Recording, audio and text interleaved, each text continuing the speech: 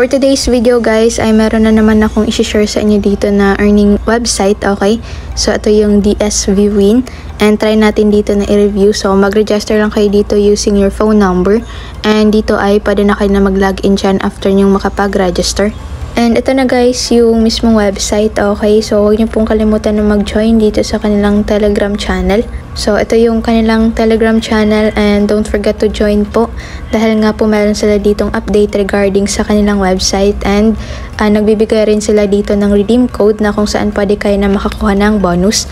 Okay, so balik tayo dito sa website and ipapakita ko po sa inyo dito yung features and yung investment nila, okay?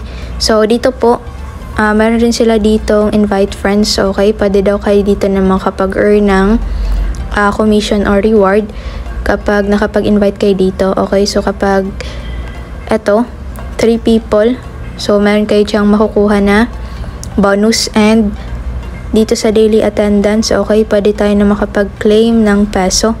So successfully signed, so meron tayo ditong nakuha na peso. So ito nga po yung sinasabi ko na magbibigay yung kanilang platform or yung kanilang Telegram channel ng redeem code. So pwede nyo pong i-redeem po yan para po makakuha kayo dito ng bonus, okay? So ayan, dito sa investment nila, check natin. So dito guys, meron sila ditong basic land transport na investment and medyo may kamahalan rin dito yung kanilang minimum investment, so 330 pesos. And ito naman yung days na aantayin ninyo para makuha nyo dito yung inyong total earnings. And ito nga po pala yung inyong daily income, okay? So ito, meron kayo diyang makikita na investment amount and better wag na lang po kayong mag-invest dito sa mga ganitong website dahil nga po hindi po talaga siya nagtatagal. And itong video po na ito ay review lang dahil nga po dumadami na nga po dito yung mga ganitong platform.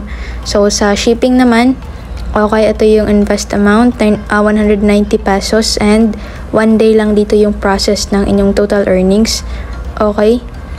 So if you want to explore naman po or kung gusto niyo naman na mag-invest, so mag-research lang po muna kayo regarding sa mga ganitong website. And sinasabi ko nga po ito sa inyo para nga po maiwasan niyo po yung scam. And dito nga po sa ibang products rin nila, okay, pwede niyo po yung i-explore. Dito naman is yung pagre-recharge, okay? So from 500 pesos yung minimum recharge and ayan, pwede kayo dito na mag-select ng channel. Okay. And then, proceed naman tayo dito sa company nila. Okay, pwede rin nyo pong i-check po ito. So, hindi ko po alam kung totoo po dito yung mga inilagay nila na information. So, kayo na pong bahala dito na mag-check. And dito naman is yung ating account. So, yung balance and withdraw balance natin. Tapos, ito yung earnings record and reward records. So, dito nga po pala, huwag niyong kalimutan na mag-set ng inyong trade password. So, ayan yung gagamitin ninyo every time na mag-withdraw kayo dito sa platform. And ayan guys, okay, bali, ganun lang naman itong platform na ito. Okay, so huwag niyong kalimutan na mag-invite if you want to earn commission nga rin po. Okay, kung gusto niyo na hindi na mag-invest. So, huwag niyo rin pong kalimutan na mag-join dito sa kanilang Telegram channel. And if meron po kayong concern regarding dito, so pwede niyo pong i-contact yung kanilang support. So, dito naman guys, check natin dito yung card. Okay, ito po ata yung pagbabind or paglilink ng ating payment. So, ito okay. So, add new bank card. Okay, pwedeng makapag-payout dito sa GCash or sa Maya. So, ang need lang nila dito is yung name and yung account number. So, ayan, dito naman sa withdraw. Okay. So, dito nga po ay before kayo na makapag-withdraw, so need nyo lang muna dito na iset yung inyong transaction password. And ilalagay nyo lang dito yung inyong withdrawal amount, okay? And then yung inyong trade password, tapos pipiliin lang rin kayo dito ng bank card.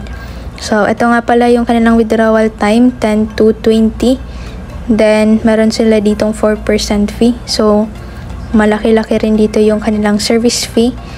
So dito naman yung minimum withdrawal is 200 pesos up to 50,000 pesos naman dito yung max, okay? So dito guys, nagtry ako na mag-withdraw dito sa platform. So 330 pesos yung aking withdraw. And kung makikita niyo dito yung status, so paid na. At kung i-check po natin ito sa aking GCash account, so ito na po yung aking balance, 1,952 pesos. Okay, and dito po yan sa transactions. So ito po, plus 316.8. Okay, bali nabawasan na nga po dito yung aking withdraw po na amount dahil nga po meron pa itong fee. Okay, so ito lang naman po yung gusto ko pong i-share po sa inyo na website, and disclaimer ko nga lang po sa inyo na mag-research lang po muna kayo regarding sa mga ganitong website, and kung maaari po, so wag na lang po kayong mag-invest dahil nga po yung mga ganito is hindi po talaga siya nagtatagal. Okay? So that's for today. Don't forget to like, share, and subscribe. So paki-comment na rin po yung inyong GCash number sa baba para po sa ating giveaway. God bless!